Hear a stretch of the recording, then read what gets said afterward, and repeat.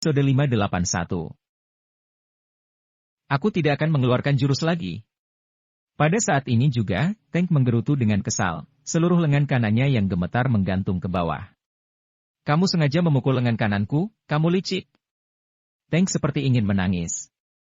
Tidak ada yang tahu apa yang terjadi dengan lengan kanan Tank.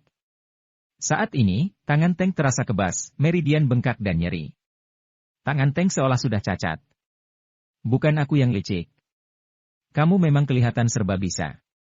Tapi, pada kenyataannya, saat lengan kananmu terluka, meridian tubuhmu juga terluka.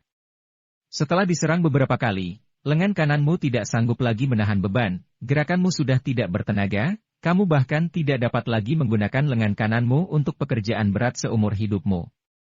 Jensen berkata dengan datar. Bagaimana kamu bisa tahu? Sekujur tubuh Tank gemetar. Lengan kanan Tank memang terluka parah. Ketika Tank masih kecil, Tank pernah tertimpa oleh tripod besar yang digunakan untuk latihan. Saat itu, lengan kanannya patah. Meskipun lengan kanannya kemudian sembuh, kekuatan lengan kanannya jauh lebih lemah dibandingkan kekuatan lengan kirinya. Hal ini menyebabkan pengerahan tenaga yang berlebihan dan rasa sakit yang parah di lengan kanannya. Kamu tidak perlu tahu bagaimana aku bisa tahu tentang hal itu. Kamu hanya perlu tahu bahwa jika kamu ingin lengan kananmu sembuh seperti semula, aku bisa membantumu. Jensen lanjut berkata. Kamu bisa membantuku? Tank menatapnya dengan mata melotot. Apa kamu berani mencobanya? Jensen berkata sambil tersenyum. Coba saja. Tank tidak ragu sama sekali. Alasan utamanya adalah lengan kanannya terasa sangat sakit sekarang. Pikiran Tank benar-benar dikuasai oleh rasa sakit. Jensen menghampiri Tank lalu memegang lengan kanan Tank sekuat tenaga. Krek! Lengan kanan Tank telah patah dan Tank pun menjerit kesakitan. Jensen sengaja melakukannya. Plak! Jensen menyambungkan lengan Tank dengan menggunakan salep giok sambung tulang lalu bertanya, bagaimana rasanya sekarang? Wah, tidak sakit lagi, hangat, nyaman sekali. Tank mengedipkan mata. Dia merasa sangat aneh. Tulang lengan kananmu bergeser, menyebabkan banyak meridian tersumbat. Aku telah menyambungkan kembali tulangmu, dan meridian yang tersumbat perlahan akan pulih. Setelah sembuh, kekuatanmu akan meningkat setidaknya 30%. Jensen berkata sambil tersenyum. Seluruh tubuh Tank gemetar. Tank memandang Jensen dengan kaget, aku berinisiatif menantang dirimu. Kamu bukan hanya mengalahkanku, kamu bahkan membantu mengobati tanganku. Aku berutang budi kepada MU. Aku tidak tahu harus bagaimana berterima kasih kepada dirimu. Mulai sekarang, kamu adalah saudaraku. Aku tidak tahu bagaimana dengan daerah militer lain.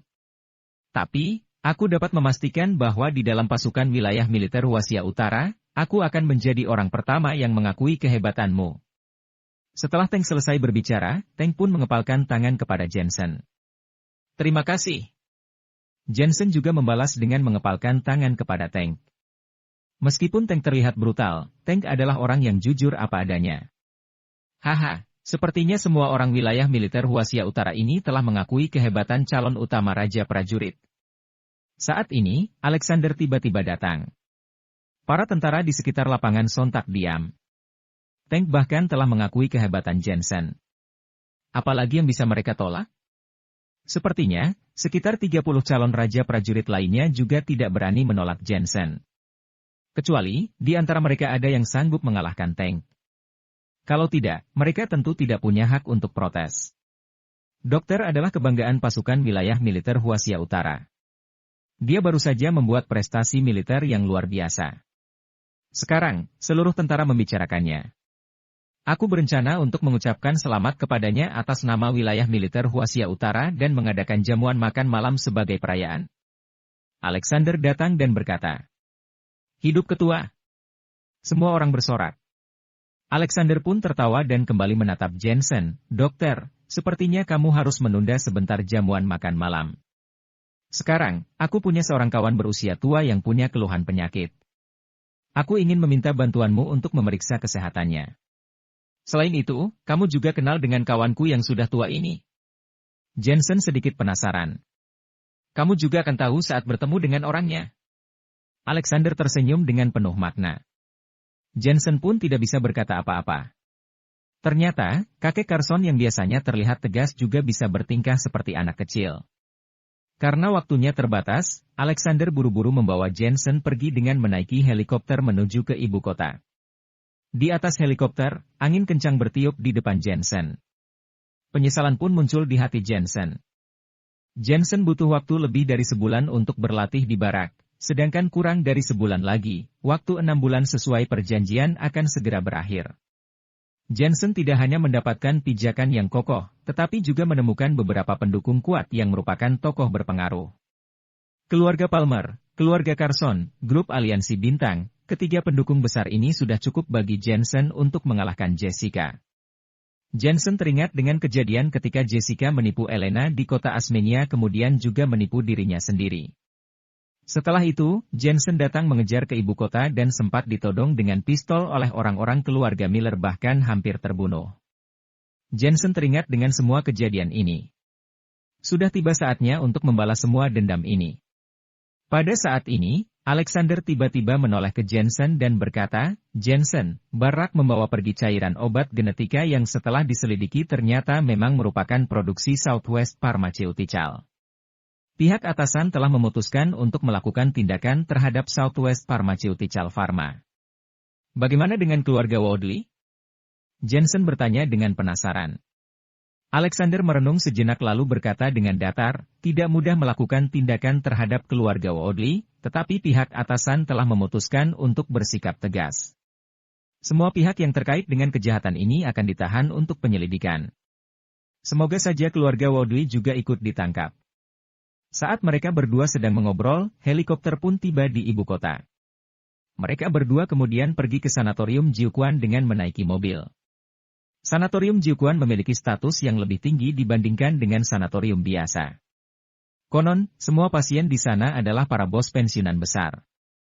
Jensen juga memperhatikan bahwa mobil yang mereka tumpangi masuk tanpa penjagaan ketat, sedangkan penjagaan di sanatorium ini sangatlah ketat dan bahkan dijaga oleh para ahli bela diri. Para master dunia Jianghu tingkat bumi bertingkah arogan di tempat ini. Mereka semua sepertinya bakal mati dengan tidak tenang. Alexander membawa Jensen masuk ke sebuah halaman kecil. "Bagaimana kondisi ayahku?" Seorang pria bertubuh tinggi dengan mata dan alis yang indah sedang berdiri di dalam halaman sambil berteriak. Ada banyak dokter di halaman kecil itu. Mereka semua menjawab dengan terbata-bata. "Kalian semua benar-benar tidak berguna. Hasil pemeriksaan setiap bulan menunjukkan kondisi ayahku baik-baik saja, tetapi kondisi ayahku semakin hari semakin parah."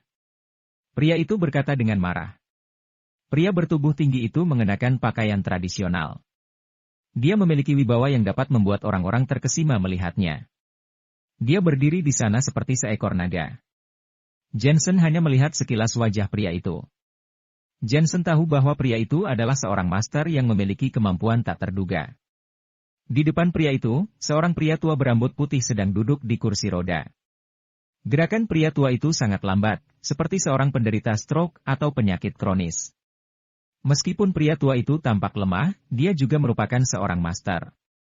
Hanya saja, dia tersiksa oleh penyakit yang dideritanya dan hampir saja sekarat. "Tuan Daniel, berdasarkan hasil pemeriksaan melalui alat deteksi, penyakit kakek ini bukan masalah besar.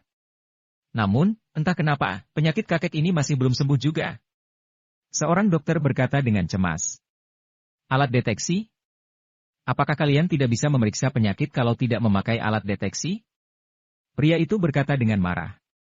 "Jangan khawatir, Tuan Daniel, kali ini Tuan Tua Timothy datang untuk membantu."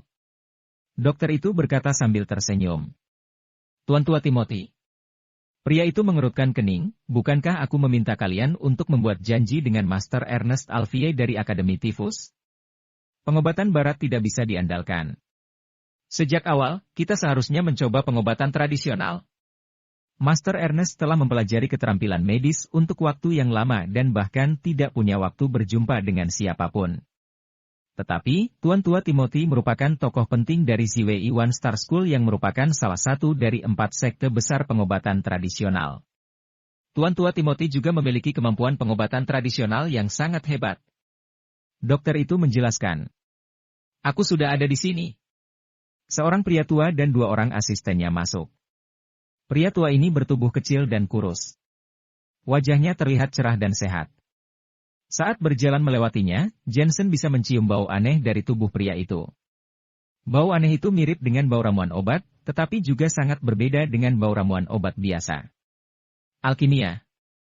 Jensen bisa menebak apa obat itu sebenarnya. Di zaman modern seperti sekarang, sudah tidak ada lagi orang yang melakukan alkimia. Teknik alkimia hanya dilakukan di zaman kuno. Namun, pria tua ini ternyata juga menguasai teknik alkimia. Kemudian, Jensen melihat pria tua yang sedang duduk di kursi roda. Pria tua itu tampak lesu dan sepertinya sudah dekat dengan kematian. Tentu saja, pria tua itu menghadapi masalah besar saat ini.